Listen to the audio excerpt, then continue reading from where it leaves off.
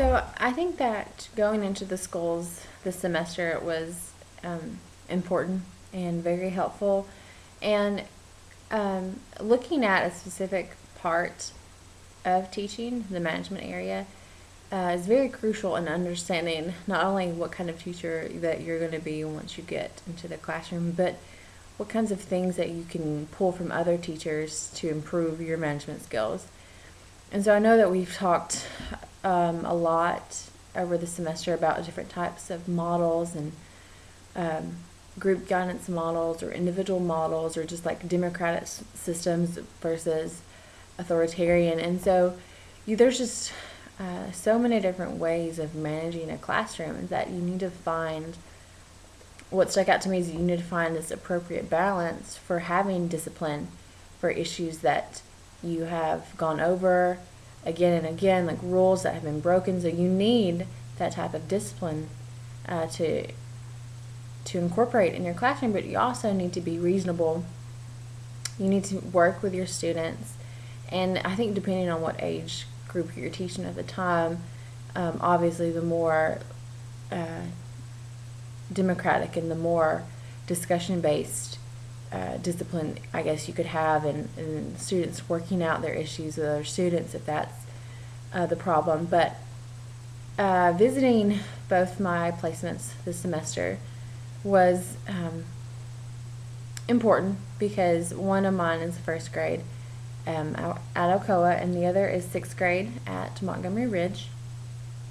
So you have completely different types of students, completely different management styles, and especially with my teachers, I've noticed that both of them approach their classroom differently.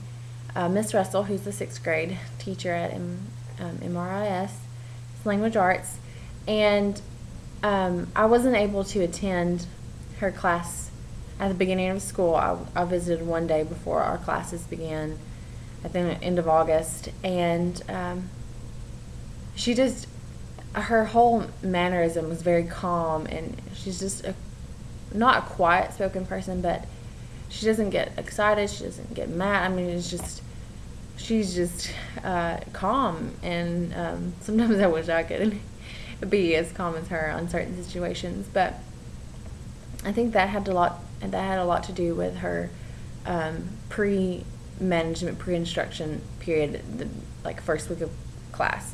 So the first week of school, I think that I haven't had a chance to discuss that with her, but to me that's what seemed like, that's what I saw happen. And so the kids knew from the beginning what was expected of them, what they should do, where they should be, how the class is going to be run. And so being sixth graders, they obviously are capable of understanding that level and following directions the way that she has them set up. And I didn't see hardly any behavioral issues while I was visiting.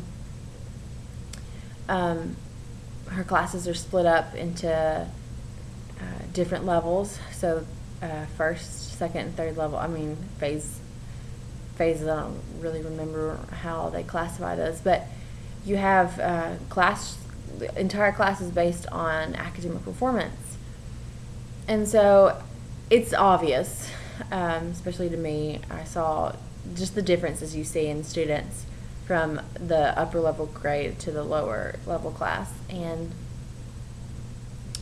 they behave differently, they approach their classwork differently, but it's still within that realm. They were well behaved, and the classes I sat in ran smoothly, and she did what she was supposed to do. Her lesson went well.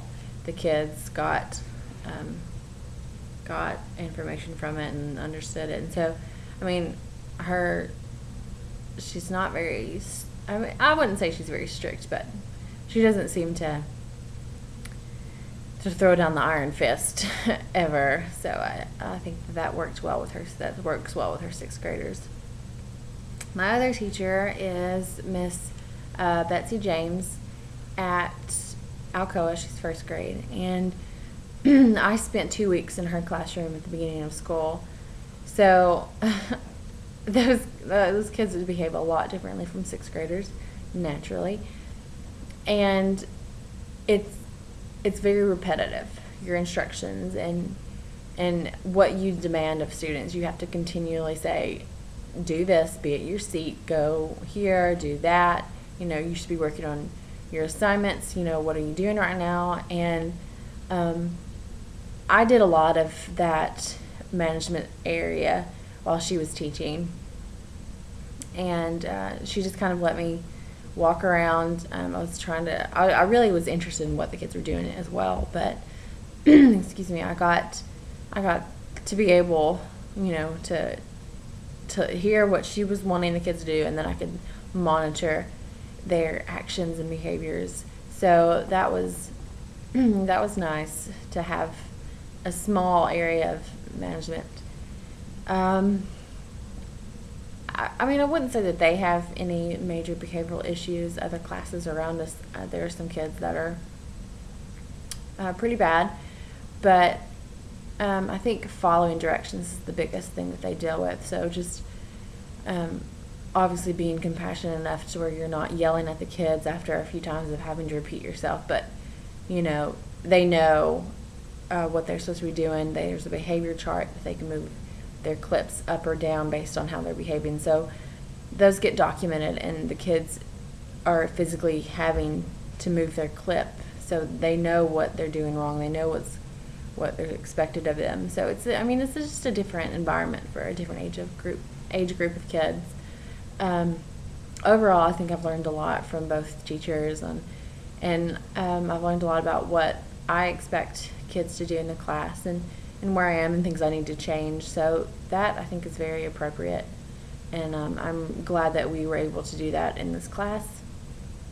Hopefully I can manage the kids as well as they did this fall when I student teach in their classes in the spring.